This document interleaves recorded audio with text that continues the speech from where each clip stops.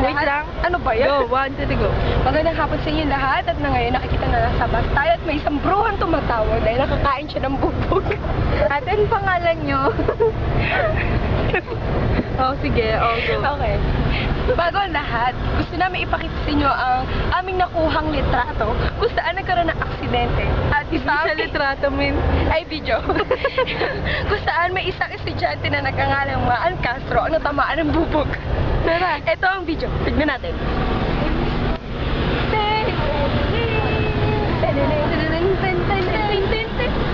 Sabihin mo yung mga nangyari. Habang naglalakad kami.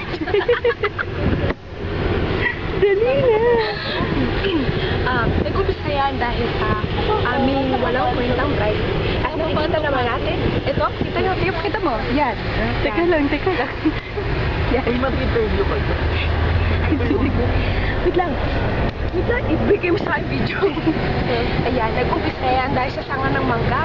Dahil ang aking kaserong driver ay dinaretso pa rin. Kaya wala kaming mapwestuhan. Kita nyo, puro bubog. Okay, magtanong tayo sa mga taong nakasaksi. Tanungin natin si Bochok. Bochok! Ayaw niya. May trauma siya.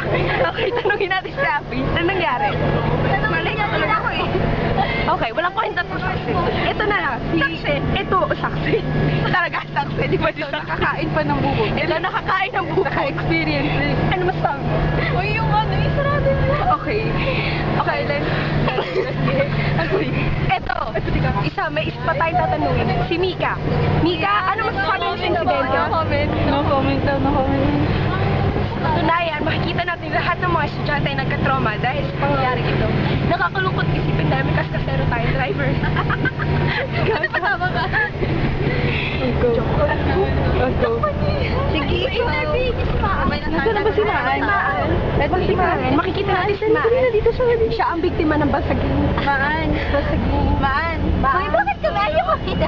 Ito, may nag-volunteer. Ano masasabi mo sa iyo nangyari? Oh my God.